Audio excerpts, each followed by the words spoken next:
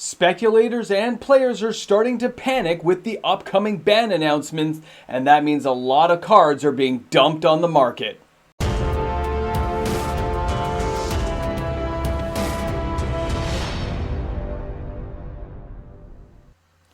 When people hear ban announcement, somebody's going to panic somewhere. Welcome back, everyone. MTG Moxman here, and thank you again for hanging out with me on my channel today for another video. Today we're discussing the upcoming ban announcement, which could be live by the time you watch this video, and there are a lot of cards that players were uncertain were going to stay unbanned or become banned. Some of these cards are worth a lot of money and they want to cash in some of that equity. So a lot of these cards got dumped onto the market, and when you look back a week or two, it was already slowing down.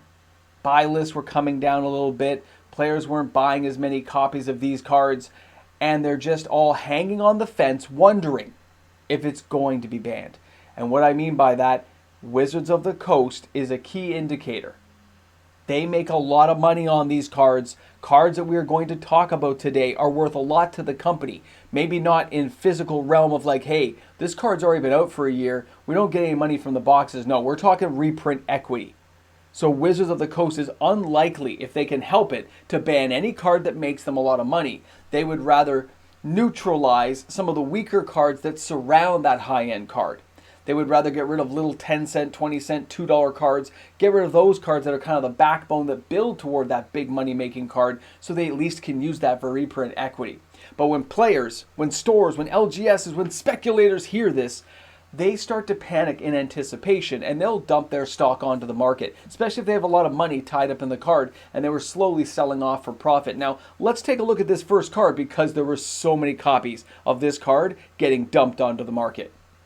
So the first card we have to discuss is, of course, the One Ring, and I don't care which particular version you're talking about, this card is being dumped onto the market in mass quantities. We are already seeing a slowdown of sales. We see a buildup of supply, and with everyone kind of hanging in there waiting to see if this card is actually going to get banned. And nobody's going to put their fingerprint on it until they know one way or the other. Now, when you're taking a closer look at the One Ring, you can see why players would want to get this thing banned. It's almost becoming an auto-include because it's a colorless artifact. It feels like it's being played just like a Soul Ring is in Commander. It is a 4 casting cost legendary artifact that's a mythic with indestructible. When the One Ring enters the battlefield, if you cast it, you gain protection from everything until your next turn. At the beginning of your upkeep, you lose 1 life for each bird encounter on the One Ring. You can tap to put a bird encounter on the One Ring and then draw a card for each bird encounter on the One Ring. This leaves it open to endless possibilities of abuse, okay? And that's why a card like this is just worth so much money already, because every player wants to have it. Everyone wants to utilize this card, and the action it brings to your deck construction, it just seems like it's infinite. But because everyone's using it, they start feeling like this is a card that maybe is going to be banned. Maybe this is a card that it's had its time. We've had it for a few years now, and when you start feeling the winds of change and you hear people talking about it being banned, that's when the market starts to move. Now, of course, with no official banning happening yet, until probably the time you're watching this video, hundreds of copies, thousands of copies got put onto the market. Buy lists go down, supply goes up, and that means the price starts going down. The race to the bottom for a card like this in the MTG finance world. And if this card does not get banned, it will shoot right back up. But the players who are waiting for it may be able to buy it on the rebound and get some great copies at a cheap price, and that is fantastic, because the first ones to go are going to be the speculators. If they've got 20, 30, 40 copies of this card, they're going to dump 10 or 12 at a time onto the market to see how the reactions go and try to recoup some losses, well, not even losses yet, but potential losses of a banning. Because if a banning comes, they lose tons and nobody wants the card, depending on which formats it's banned in. It doesn't mean it's going to be banned in Modern or banned in Commander, right? Commander Rules Committee makes up their own rulings. So the only thing we're really worried about right now would be what? Vintage, Legacy, Modern, right? I don't think the Rules Committee does banning announcements at the same time. You guys can let me know in the comment section. But either way, the idea of that okay, will drive the market to put lots of copies on sale, suppress the price, and make it available for players. And if it doesn't get banned, it's going to ricochet right back up. But it's not the only card. Let me share this one with you. And this is one I'm sure most of you guys are well aware. And that is going to be Nadu, the Winged Wisdom, the bird, the Toucan Sam wannabe guy that everyone hated basically from like day 2. I'm not going to say day 1. We were opening packs. Now, Nadu, the Winged Wisdom, for 1 blue, 1 green, and of course it's a 3/4 legendary bird token. This thing is crazy for a 3 casting cost. That 1 generic and the 2 colors means you get it out super fast. This thing has flying. Creatures you control have, whenever this creature becomes the target of a spell or ability, reveal the top card of your library. If it's a land card, put it onto the battlefield. Otherwise, put it into your hand. This ability triggers only twice each turn. Guys, this is just insane. Being able to draw your entire deck. You guys have seen this thing in Modern. Wizards of the Coast witnessed it in action at their like championships, right, for Modern. This was just nutty, okay? Everyone either loves this card or hates this card depending on what side you fall on, and it's not an expensive card. Let's remember that, guys. This card is down to $3.54. It used to be a lot higher than that. I mean, when we saw this card first come out, this was hitting us here at the $20, $30 level. Look at that. I just moved it over for you so you get a better view. Look at where that price used to be. And that was right there around like, June, anywhere from like June 10th to June 17th. Then the thing starts just flooring to the ground because everyone thinks it's going to get banned. Everyone thinks that the story is over for Nadu. Now, here's a shocker for you. Wizards of the Coast, they don't just think about your fun and gameplay. They think about the future value of a card and the synergies they may have developed for that card. They could be on the blueprint drawing floor just going, if we ban this card now, then these other 50 cards we had kind of coming up to deal with the card and to augment the card are going to have to be reconstructed. It depends on what they've done. They may not want to ban this card for internal reasons. They may have anticipation of this card being a $30, $40 card, and they need it to go back up for possible reprint equity. Never forget where this company is coming from. They are a business that is in the market of generating cash. Your enjoyment of the game comes secondary to the cash flow of Hasbro and Wizards of the Coast. So bannings, if they are good or bad for the company, it also comes down to the bottom line of how much money they need to generate from these cards in future premium reprint equity sets. Future secret layers that could already be on the books for being created, which makes it very hard for them to ban cards that they anticipated being in action for a couple of years. They may not have had the forethought to realize what players would do with these cards.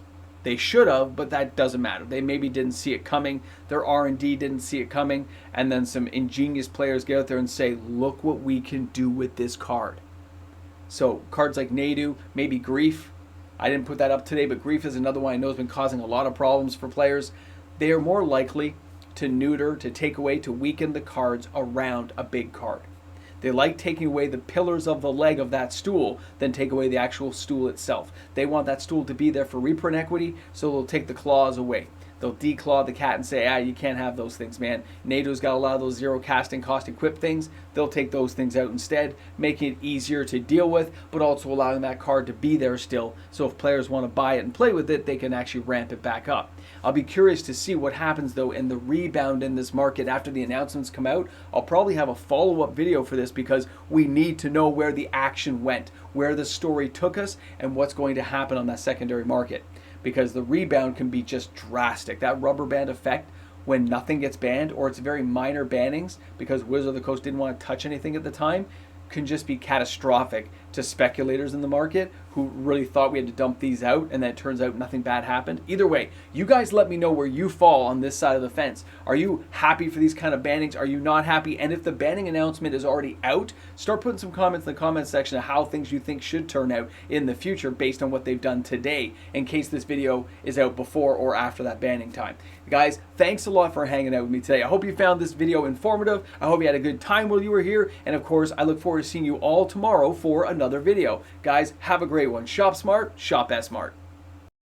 Hey guys, a big shout out and thank you to the fantastic patrons of my channel. Because those patrons' daily uploaded content is made possible for everybody on YouTube to enjoy. So I just want to take a moment every single day to remind you guys of that fact. Because with these patrons, I get to make videos, I get to share the experience of this magic world with you, and it's awesome. So thanks again guys, Shop Smart, Shop As Smart, Boomstick Edition, and the Ramble Jamble. Alright guys, welcome back to the Ramble Jamble. Ramble! And the Jamble. A few things to go over here. So you're here at the end of this video, and I did this on purpose. I have some numbers to go over with you. So, Black Lotus, 2 copies. Time Walk, 1 copy. Alpha Edition, near mint, not graded, raw. 26 packs of antiquities from one seller to another. Dark, 1 box of the Dark, sealed. Traded away. That went for $6,450 Canadian. Then we also have 2 Time Twisters that were unlimited. 2 Time Twisters Collector Edition. 2 Time Vaults. Here's an interesting one for you. You ready for this one? Ready for this one?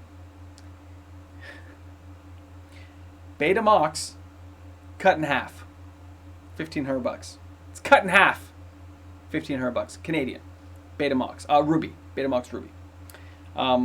Guys, reserve list sales are an ever interesting market.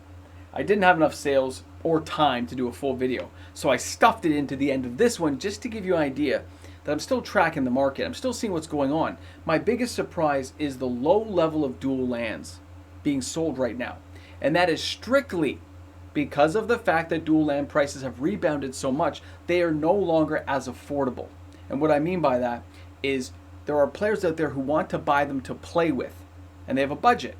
But then you have the speculators who have scooped in at some of these lower levels and now control the market again. So I don't think we're going to see a lot of movement in the dual land area for the next 60 days. We have to wait until Bloomburrow kind of peters out, Dustmorn comes in, and we start seeing some things in the next month or two about foundations and see what cards are coming up, because that can turn the market away. And it can make some people have to put these cards back onto the market at prices that might be a little bit lower, but it's one of those things that doesn't have to happen, because usually players who own dual lands are usually secure enough that they don't ever have to sell them. They've paid for them already. They're not on credit cards. They're bought and paid for. But the amount of dual lands moving is very, very low right now. So something to keep in mind. Thanks a lot for tuning in. Hope you enjoyed it. I'm out of here.